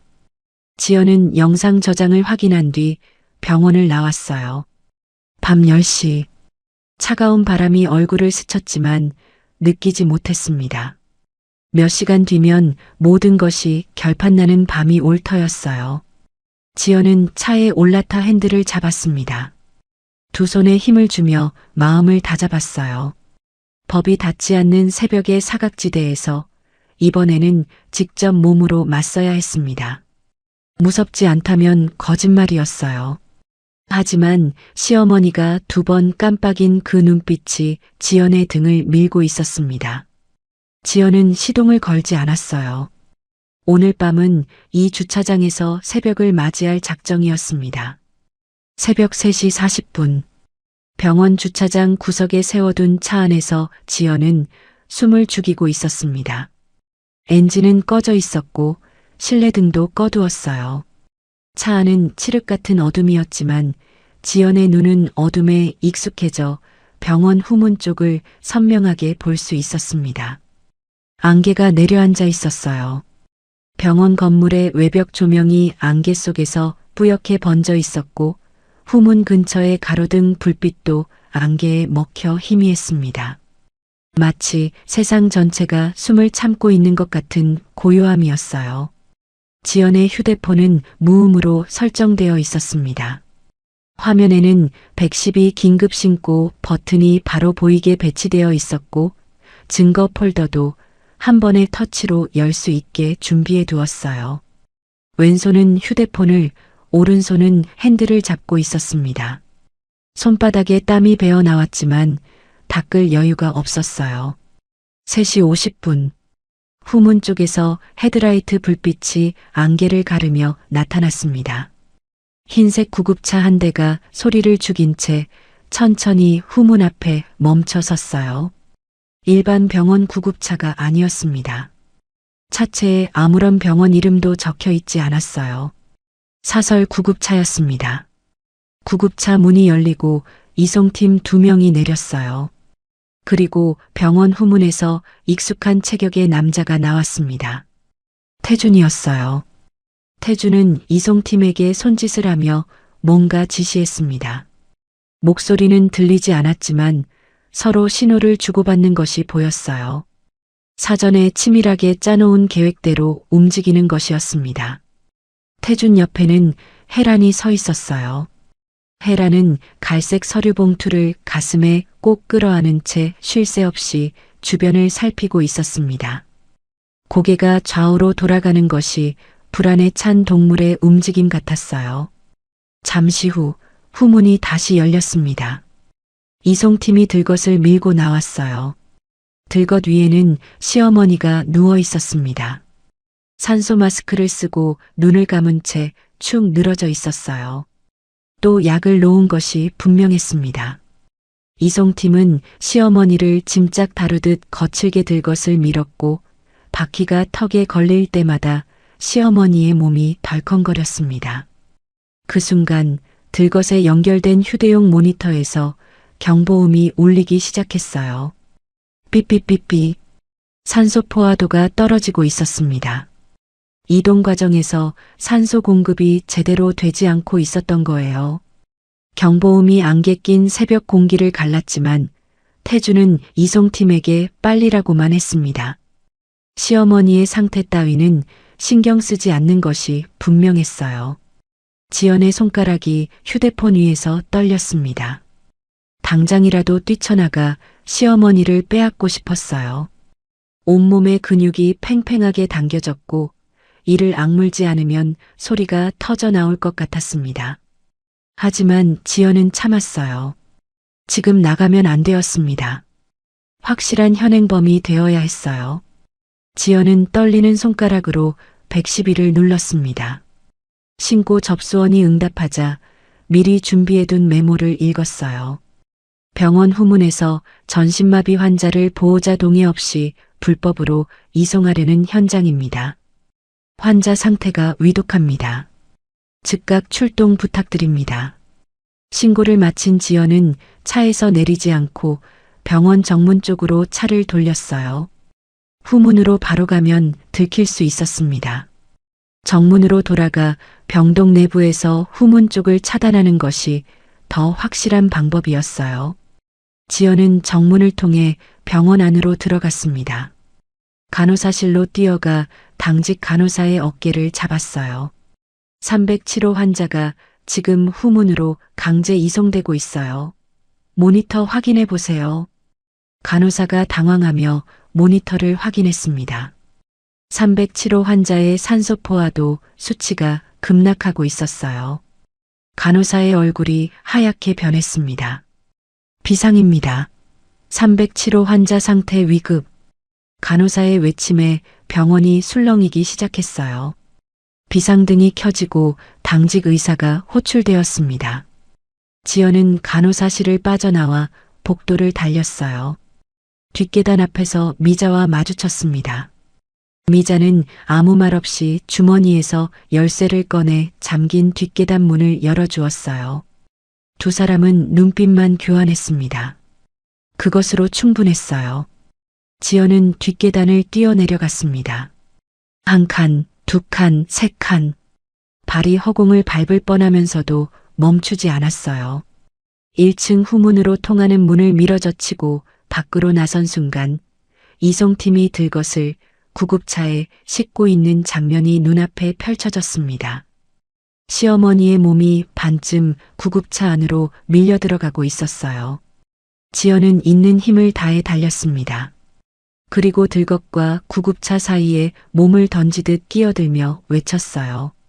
이 전원은 불법입니다. 환자를 내려놓으세요. 이송팀 2명이 멈칫했습니다. 예상치 못한 상황에 서로 얼굴을 쳐다보았어요. 그 틈을 놓치지 않고 지연은 들것의 프레임을 두 손으로 잡아 끌어당겼습니다. 태준이 달려왔어요. 안개 속에서 나타난 그의 얼굴은 분노로 일그러져 있었습니다.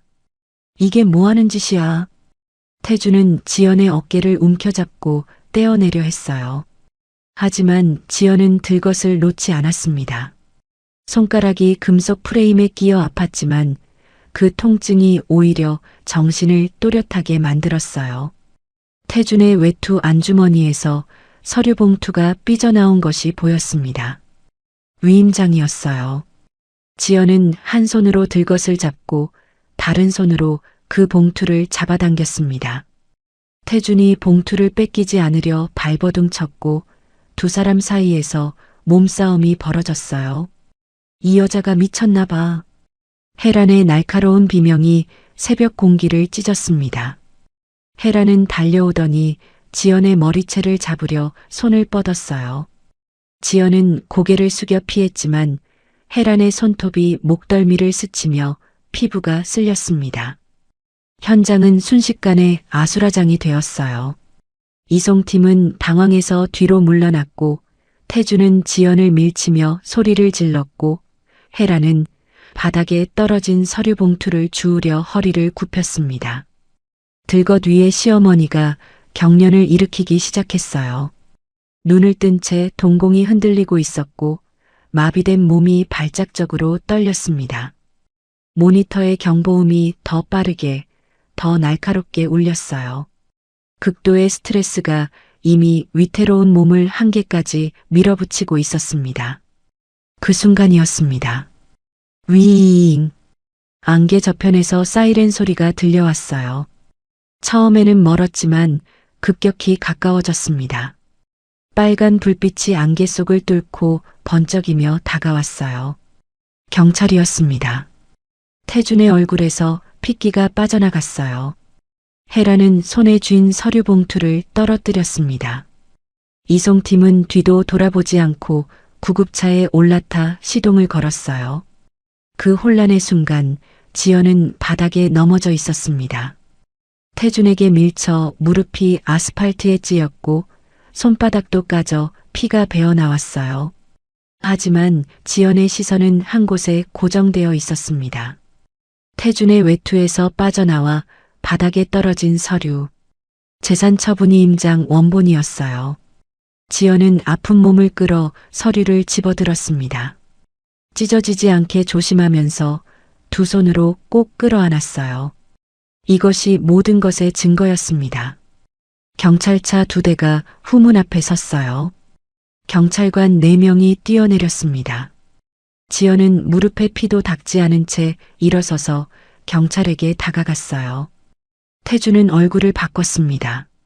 당황한 표정을 억지로 지우고 억울한 보호자의 얼굴을 만들었어요.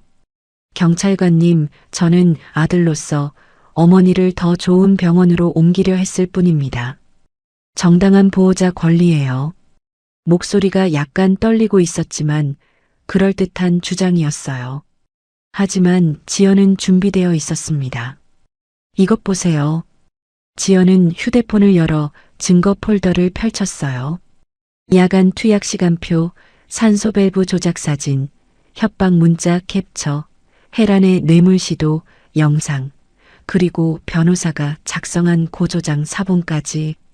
지연이 밤잠을 줄여가며 쌓아온 기록들이 화면 위에 일목요연하게 정리되어 있었습니다. 이 환자는 전신마비 상태로 의사표현이 불가능합니다. 법정 보호자인 이 사람이 환자의 의식을 약물로 억누르고 재산 처분이 임장해 강제로 지장을 찍으려 했으며 오늘 새벽 불법으로 환자를 이송하려 한 겁니다. 고소장은 이미 접수되어 있어요. 경찰관의 표정이 달라졌어요. 태준의 얼굴이 시멘트처럼 굳었습니다. 경찰이 현장을 통제하는 동안 병원 안에서 응급의료팀이 나왔어요. 시어머니는 들것에 누운 채 여전히 떨고 있었습니다. 지연은 시어머니에게 달려가 손을 잡았어요. 차갑고 떨리는 손이었지만 지연이 잡자 떨림이 조금 줄어드는 것 같았습니다. 어머님, 끝났어요. 이제 괜찮아요. 얼마 뒤 대학병원 응급차가 도착했습니다. 지연이 미리 연락해둔 것이었어요. 시어머니는 안전하게 응급차에 옮겨졌고 산소가 다시 제대로 공급되기 시작했습니다. 모니터의 경보음이 멈추고 일정한 전자음이 돌아왔어요. 지연은 응급차에 함께 올라타며 뒤를 돌아보았습니다. 안개 속에서 태준이 경찰에게 둘러싸여 서 있었어요.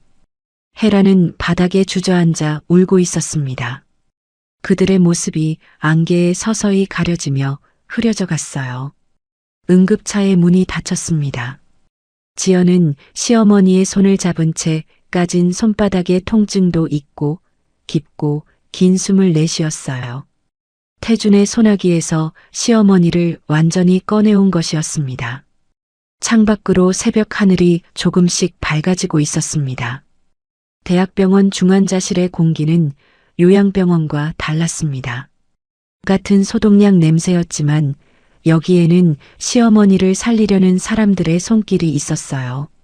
전문 의료진이 시어머니의 상태를 처음부터 다시 점검했고 그동안 투여된 약물의 영향을 하나하나 벗겨내기 시작했습니다. 옮겨진 첫날 시어머니의 산소 포화도는 여전히 불안정했어요. 하지만 이틀째부터 수치가 조금씩 안정을 찾기 시작했습니다. 3일째에는 산소 마스크의 농도를 한 단계 낮출 수 있었어요. 담당 의사는 지연에게 환자분이 이전 병원에서 받은 약물이 문제였습니다. 정상적인 치료로 전환하면 회복 가능성이 있어요라고 말했습니다. 지연은 그 말을 듣고 복도 벤치에 주저앉아 한참을 울었어요. 회복 가능성이 있다. 그 한마디가 그동안 꽉 조여왔던 가슴의 끈을 풀어주었습니다. 하지만 울고 있을 시간은 없었어요. 시어머니의 몸은 의사에게 맡겼지만 법적 싸움은 지연의 몫이었습니다. 지연은 변호사와 함께 본격적인 공격에 들어갔어요. 가장 먼저 한 일은 태준이 만든 재산처분위임장의 필적 감정을 의뢰하는 것이었습니다. 위임장에 적힌 글씨가 시어머니의 것인지 아니면 다른 누군가가 위조한 것인지를 공인기관에서 판별하는 절차였어요. 전신마비 환자가 저렇게 또렷한 글씨를 쓸 수 있을 리가 없었습니다. 감정 결과는 지연의 예상대로였어요. 위임장의 필적은 시어머니의 것이 아니었습니다. 감정서에는 글씨의 필압, 획순, 운필 속도 등 여러 항목에서 불일치가 확인된다고 적혀 있었어요. 태준이 직접 쓴 것인지 다른 누군가를 시킨 것인지는 아직 밝혀지지 않았지만 위조라는 사실만은 공식적으로 증명된 것이었습니다. 태준이 그렇게 집착하며 지켜왔던 위임장이 이제는 오히려 그의 목을 조이는 올가미가 되어버린 거예요. 동시에 지연은 그동안 모아둔 증거들을 경찰에 제출했어요. 태준의 협박 문자, 새벽 불법 전원 시도 당시의 영상, 그리고 박 약사가 작성한 투약 오남용 소견서까지. 경찰 수사관의 책상 위에 증거 서류가 쌓이는 것을 보며 지연은 밤잠을 줄여가며 기록을 정리했던 그 모든 시간이 헛되지 않았음을 느꼈습니다. 수사가 진행되면서 더 큰 비리가 터져나왔어요. 태준이 요양병원 원무과장에게 수차례에 걸쳐 금품을 건네며 간호기록과 출입기록을 조작하도록 지시한 정황이 드러난 것이었습니다. 원무과장의 개인 통장에서 태준 명의로 입금된 내역이 발견되었고 둘 사이에 오간 문자 메시지도 복원되었어요. 병원이 태준의 범행을 눈감아준 것이 아니라 적극적으로 도운 것이었습니다. 혜라는 경찰 조사실에서 무너졌어요. 그동안 병원 복도에서 보여주었던 당당한 태도는 온데간데 없이 조사관 앞에서 화장이 번지도록 눈물을 쏟으며 말했습니다. 저는 시키는 대로 했을 뿐이에요.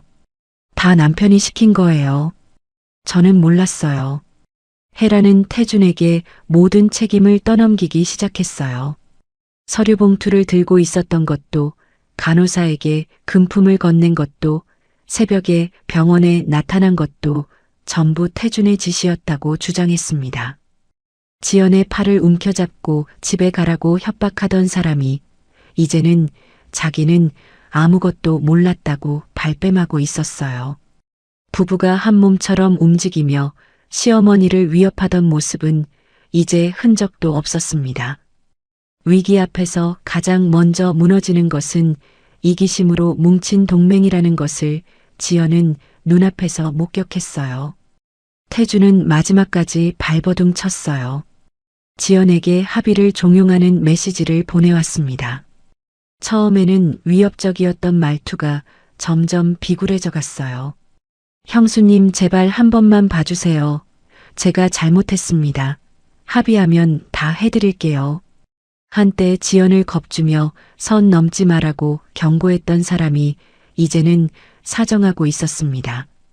지연은 그 메시지들을 한 통도 빠짐없이 캡처해 수사관에게 넘겼어요. 합의는 없었습니다. 법정에서의 결정적 순간은 박 약사의 증언이었어요. 박 약사는 증인석에 서서 양복 단추를 여미고 투약 기록을 하나하나 짚어가며 설명했습니다. 약의 이름, 투여량, 투여 시간대, 그리고 이 약들이 동시에 투여되었을 때 인체에 미치는 영향까지. 전문가다운 차분한 목소리였지만 내용은 결코 차분하지 않았어요. 이 투약 방식은 환자를 치료하는 것이 아닙니다. 의식을 억누르고 서서히 죽음으로 모는 것입니다. 법정이 잠시 고요해졌어요. 판사의 표정이 굳었고 방청석 여기저기서 탄식이 새어나왔습니다. 태준의 변호인은 반론을 시도했지만 박 약사가 제시한 양리학적 근거 앞에서 궁색한 변명에 불과했어요. 박 약사는 친구의 어머니를 위해 증인석에 선 것이었고 그 한마디 한마디에는 전문가의 양심과 사람에 대한 의리가 담겨 있었습니다. 요양병원도 무사하지 못했습니다. 관리 소홀과 뇌물수수, 기록 조작 등의 비리 정황이 줄줄이 드러나 영업 정지 위기에 놓였어요. 원무과장은 뇌물수수 혐의로 구속되었고 병원장도 조사를 받게 되었습니다. 태주는 모든 재산 권리를 박탈당했어요. 그뿐 아니라 노인 학대 및 사문서 위조 혐의로 기소되었습니다. 혜란 역시 공모 혐의가 인정되어 재판에 넘겨졌어요. 병원 복도에서 지연의 팔을 움켜잡으며 좋은 말할 때 집에 가라고 협박하던 그 오만한 미소는 이제 완전히 사라져 있었습니다. 지연은 소리 지르며 얻은 승리가 아니었기에 더 단단했어요. 밤새 기록을 정리하고 법적 근거를 찾고 한 장 한 장 증거를 쌓아 올린 끝에 얻은 결과였습니다. 치밀한 기록이 분노보다 강하다는 것을 지연은 온몸으로 증명해낸 것이었어요. 모든 법적 절차가 진행되는 동안 지연은 하루도 빠짐없이 시어머니 곁을 지켰습니다. 대학병원 중환자실에 면회 시간이 되면 어김없이 나타나 시어머니의 손을 잡고 앉았어요. 어머님, 이제 저들이 다시는 어머님을 건드리지 못해요. 안심하세요. 그날 시어머니에게 작은 변화가 일어났습니다. 산소 마스크를 벗겨드린 뒤 시어머니의 입술이 미세하게 달싹거리기 시작한 거예요. 소리는 나오지 않았지만 입술의 움직임을 읽을 수 있었습니다. 지연나. 시어머니가 지연의 이름을 부르려 애쓰고 있었어요. 지연은 시어머니의 얼굴에 귀를 가까이 대었습니다. 바람 소리보다 작은 거의 들리지 않는 숨결이었지만 그 안에 담긴 마음은 어떤 말보다 선명했어요. 지연의 눈에서 눈물이 흘러내렸습니다. 그 후 지연은 법원에 성년후견인 신청을 했어요. 시어머니의 재산을 투명하게 관리하고 다시는 누구도 시어머니의 권리를 함부로 빼앗지 못하도록 법적 방어벽을 세운 것이었습니다. 법원은 지연의 신청을 승인했어요. 성년후견인 결정서를 받아든 날 지연은 병원 복도 창가에 서서 밖을 바라보았습니다. 오랫동안 가슴을 짓누르던 무거운 짐이 한 겹씩 벗겨지는 것을 느꼈어요. 복수의 쾌감이 아니었습니다.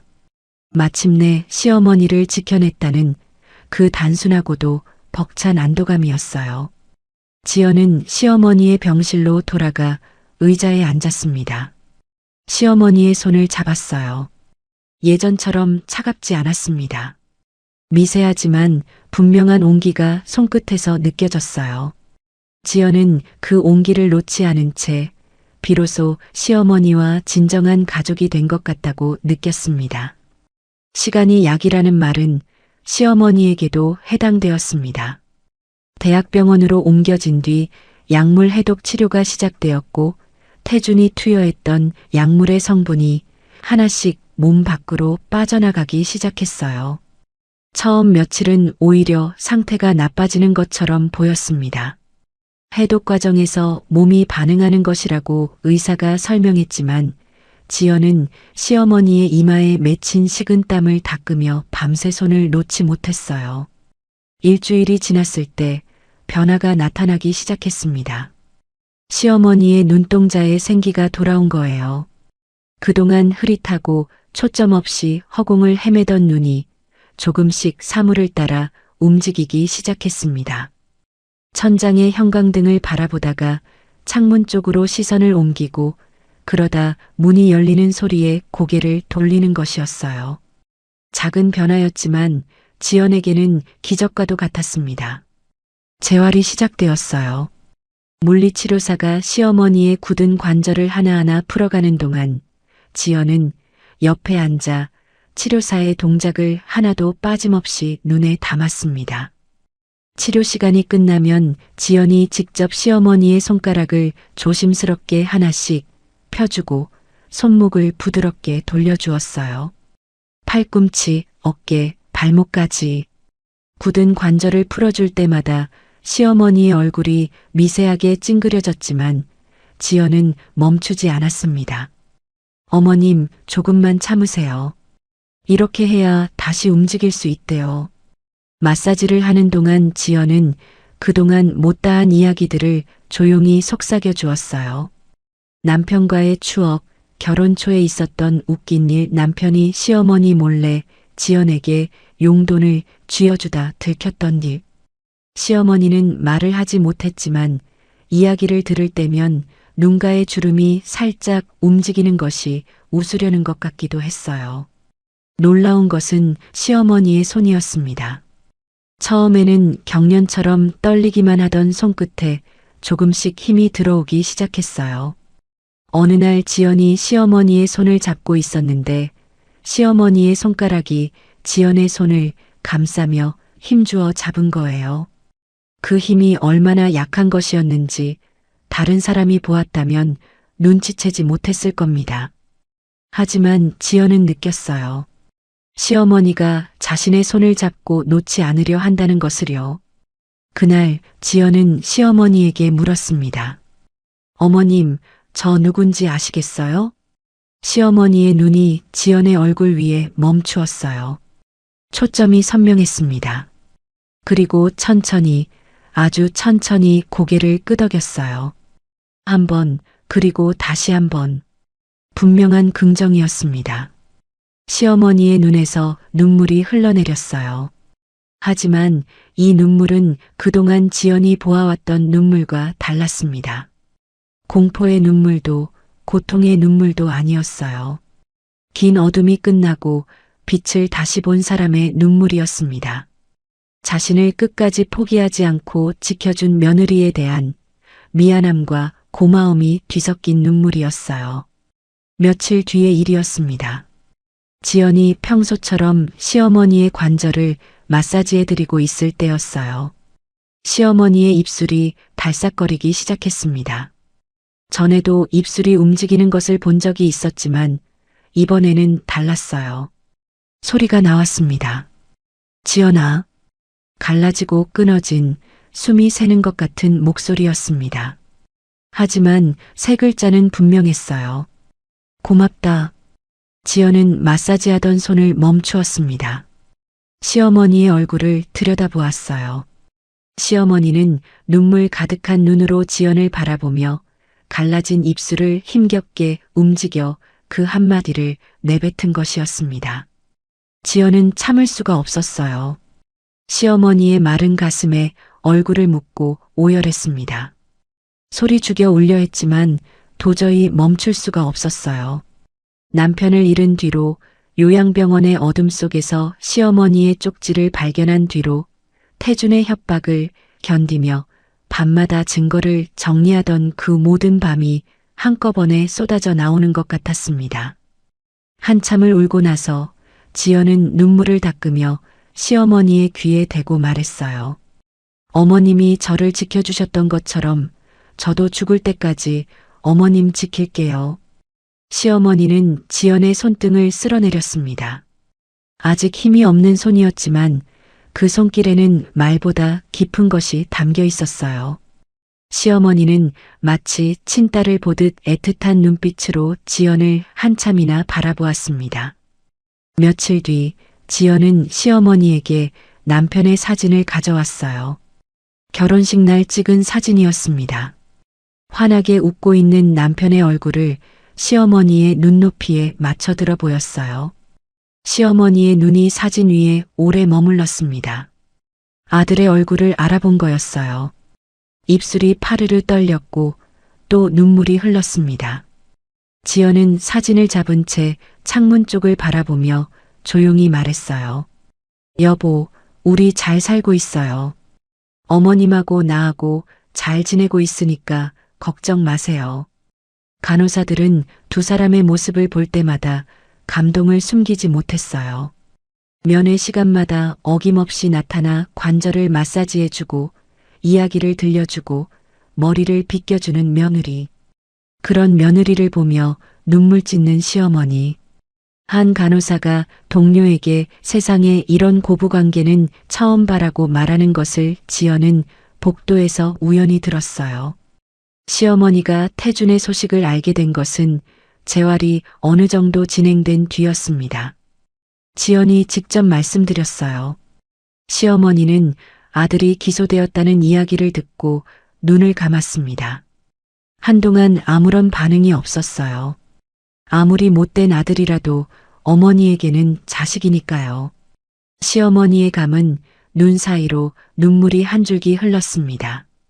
지연은 시어머니의 손을 잡으며 단호하게 말했어요. 어머님, 이건 어머님을 지키기 위해 꼭 필요한 일이었어요. 시어머니는 지연의 눈을 바라보았습니다. 지연의 눈에 흔들림이 없는 것을 확인하고 나서 시어머니는 이내 고개를 천천히 끄덕였어요. 마음을 정돈한 것이었습니다. 그 뒤로 지연은 매일 시어머니의 휠체어를 밀며 병원 정원을 산책했어요. 봄이 오고 있었습니다. 정원의 벚나무에 분홍빛 꽃봉오리가 맺혀 있었고 바람이 불 때마다 꽃잎이 두 사람의 무릎 위로 내려앉았어요. 시어머니는 햇살을 맞으며 눈을 가늘게 떴다 감았다 했습니다. 요양병원의 어두운 병실에서는 상상도 못했던 평화로운 풍경이었어요. 어느 오후 산책을 마치고 병실로 돌아온 뒤 시어머니가 지연의 손을 꼭 잡은 채 눈을 감았습니다. 창밖에서 따스한 햇살이 비스듬히 들어와 시어머니의 얼굴 위에 내려앉았어요. 시어머니의 표정은 놀라울 만큼 고요했습니다. 처음으로, 정말 처음으로 평온한 잠에 빠져든 거였어요. 지연은 시어머니의 잠든 얼굴을 바라보며 생각했습니다. 이제 더 이상 복수의 불꽃으로 살지 않겠다고. 분노와 두려움이 아니라 사랑과 연대의 온기로 남은 생을 채우겠다고. 시어머니의 손에서 전해지는 미세한 온기가 지연에게 그렇게 말하고 있었습니다. 선고일이었습니다. 법원 방청석에 앉은 지연의 무릎 위에는 두 손이 가지런히 놓여 있었어요. 떨리지 않았습니다. 이 자리에 오기까지 수없이 떨었던 손이 오늘만큼은 고요했어요. 재판장이 입을 열었습니다.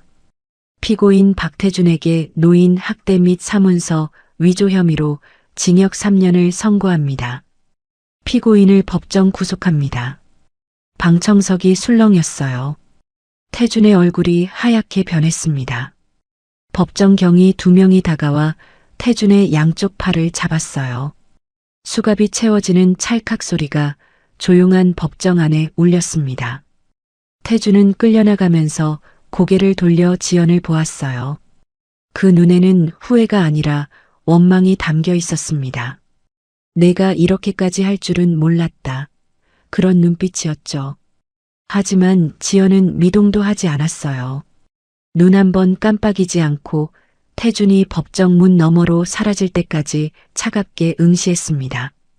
돌려줄 동정은 없었어요. 시어머니의 산소호흡기 밸브를 잠그던 그 손에 줄 자비 따위는 처음부터 없었습니다. 혜란의 선고도 이어졌어요. 공모 혐의가 인정되어 집행유예와 사회봉사 명령을 받았습니다. 혜란은 선고를 듣는 내내 고개를 숙이고 있었어요. 한때 지연의 팔을 움켜쥐며 좋은 말할 때 집에 가라고 협박하던 그 기세는 흔적도 없었습니다. 그리고 혜란이 그토록 집착하며 손에 넣으려 했던 시어머니의 재산은 단 한 푼도 그녀에게 돌아가지 않았어요. 법원을 나선 지연은 한동안 건물 앞 계단에 앉아 있었습니다. 하늘을 올려다보았어요. 구름 사이로 햇살이 비쳐 내려왔고 그 빛이 지연의 얼굴 위에 따스하게 내려앉았습니다. 끝났다는 실감이 천천히, 아주 천천히 밀려왔어요. 변호사가 법원 문을 열고 나와 지연 옆에 섰습니다. 수고하셨어요. 정의가 이긴 겁니다. 지연은 고개를 끄덕이며 가만히 미소 지었어요. 정이라. 그 단어가 이렇게 무겁고 따뜻한 것인 줄 이 모든 일을 겪기 전에는 몰랐습니다. 지연은 주머니에서 낡은 종이 한 장을 꺼냈어요. 시어머니가 침대 난간 사이에 숨겨두었던 바로 그 쪽지였습니다. 나 좀 살려줘. 옮기면 안 돼. 번진 잉크 위를 손끝으로 쓸어보았어요.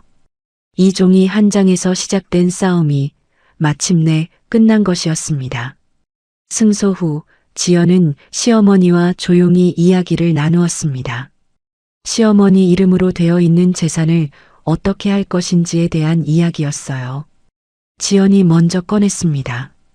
어머님, 이 재산이 어머님에게 고통만 안겨드렸잖아요. 어머님의 이름으로 좋은 일에 쓰면 어떨까요? 시어머니는 지연의 눈을 바라보다가 천천히 고개를 끄덕였어요. 재산 전부를 사회복지재단에 기부하기로 한 것이었습니다. 태준이 목숨까지 위협하며 빼앗으려 했던 돈이 이제는 도움이 필요한 사람들에게 가게 된 것이었어요. 시어머니의 눈가에 잔잔한 미소가 번졌습니다. 짐을 내려놓은 사람의 표정이었어요.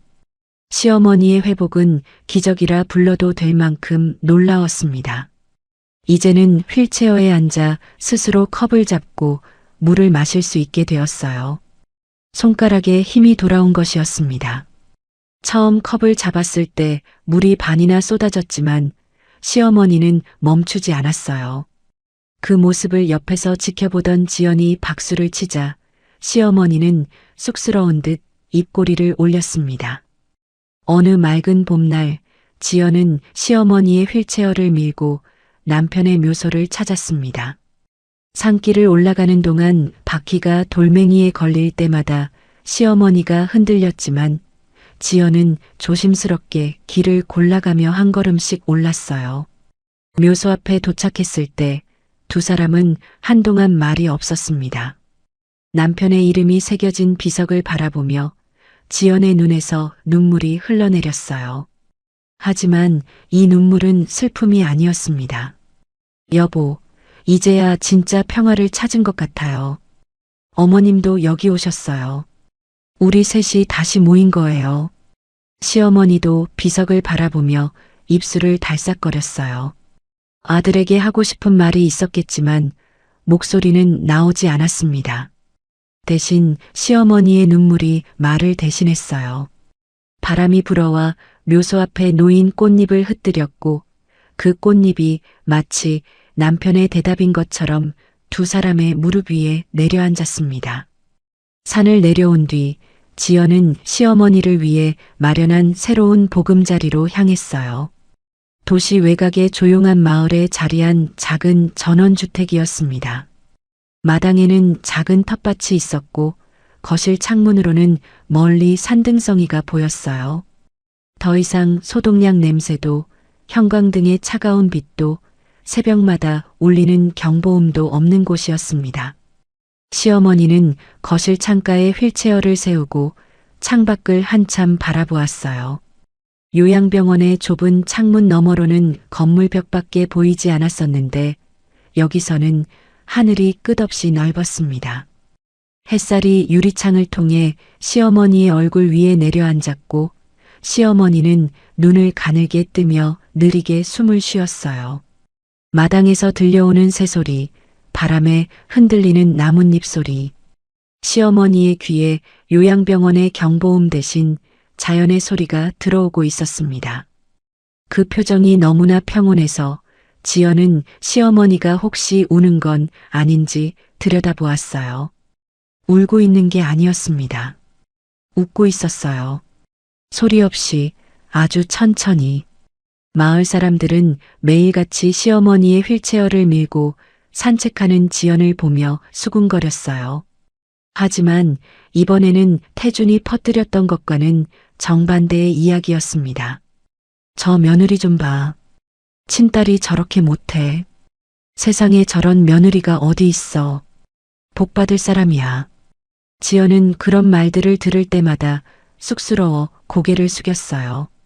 대단한 일을 한 것이 아니라고 생각했습니다. 그저 자신을 지켜준 사람을 지켜낸 것뿐이었으니까요. 시어머니의 손을 잡을 때마다 지연은 그 안에서 전해오는 미세한 온기를 느꼈어요. 한때 얼음장처럼 차갑던 손이 이제는 따뜻해져 있었습니다. 그 온기가 지연의 손바닥을 타고 팔을 타고 가슴까지 번지는 것을 느낄 때마다 이것이 자신의 삶을 지탱하는 버팀목이라는 것을 깨달았어요. 지연의 생일이었습니다. 특별한 것 없이 조용히 보내려 했는데 시어머니가 간병인의 도움을 받아 무언가를 준비하고 있었어요. 시어머니는 떨리는 손으로 카드 한 장을 내밀었습니다. 작은 메모지에 삐뚤빼뚤한 글씨가 적혀 있었어요. 아직 힘이 부족한 손으로 한 글자 한 글자 눌러 쓴 것이 분명했습니다. 사랑한다, 내 딸아. 5글자와 3글자. 그게 전부였어요. 하지만 그 8글자가 지연의 심장을 통째로 흔들었습니다. 며느리가 아니라 딸이라고 불러준 것이었어요. 시어머니에게 지연은 더 이상 남의 집에서 시집온 며느리가 아니라 목숨을 걸고 자신을 지켜준 단 하나뿐인 딸이었습니다. 지연은 카드를 가슴에 안고 한참을 울었어요. 시어머니가 떨리는 손으로 지연의 등을 토닥토닥 쓸어주었습니다. 서툴고 느린 손길이었지만 세상 어떤 손길보다 따뜻했어요. 밤이 되어도 지연은 더 이상 전화벨 소리에 잠을 깨지 않았습니다. 발신번호 제한이라는 글자가 떠도 가슴이 쿵 내려앉지 않았어요. 한때 지연을 얼어붙게 만들었던 그 공포는 이제 지나간 밤의 기억일 뿐이었습니다. 지연은 단단한 사람이 되어 있었어요. 태주는 감옥에서 뒤늦은 후회의 눈물을 흘렸다고 했습니다. 하지만 그가 파괴한 가족의 신뢰는 깨진 그릇과 같아서 아무리 붙여도 원래대로 돌아갈 수 없었어요. 어떤 잘못은 후회한다고 해서 되돌릴 수 없는 것이었습니다.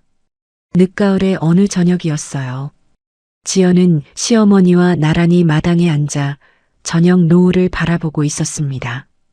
하늘이 붉게 물들었고 먼 산의 능선 위로 해가 천천히 내려가고 있었어요. 바람이 불어와 두 사람의 머리카락을 살짝 흩뜨렸습니다. 시어머니가 지연의 어깨에 고개를 기댔어요. 지연도 조심스럽게 시어머니의 어깨에 기대었습니다. 두 사람은 아무 말 없이 노을이 산 너머로 사라질 때까지 그 자세로 앉아 있었어요. 가장 어두웠던 밤이 가장 밝은 아침을 데려왔습니다. 지연은 그것을 온몸으로 알고 있었어요. 두 사람의 뒷모습 위로 마지막 한 줄이 남습니다. 여러분, 오늘 이야기 어떠셨어요? 저는 이 이야기를 읽으면서 시어머니가 침대 난간에 숨겨둔 그 종이 한 장이 자꾸 마음에 남더라고요. 전신마비로 손가락 하나 움직이기 힘든 분이 얼마나 간절했으면 그 글을 쓰셨을까 싶어서요. 지연이라는 사람이 대단한 건 특별한 능력이 있어서가 아니었어요. 그냥 포기하지 않았던 거예요. 무서워도 도망가지 않았고 화가 나도 소리 지르는 대신 기록을 남겼어요.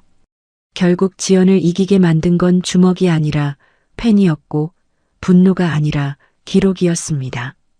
그리고 하나 더 생각해 볼 것은 가족이라는 이름이에요. 피가 섞였다고 다 가족은 아니더라고요. 태주는 친아들이었지만 어머니를 짐승처럼 대했고 지연은 며느리였지만 목숨을 걸고 어머니를 지켰잖아요. 진짜 가족은 핏줄이 아니라 마음으로 만들어지는 거라는 걸 이 이야기가 보여주는 것 같습니다. 주변에 혼자 힘들어하고 계신 어르신이 있다면 한번 손을 잡아드려 보세요.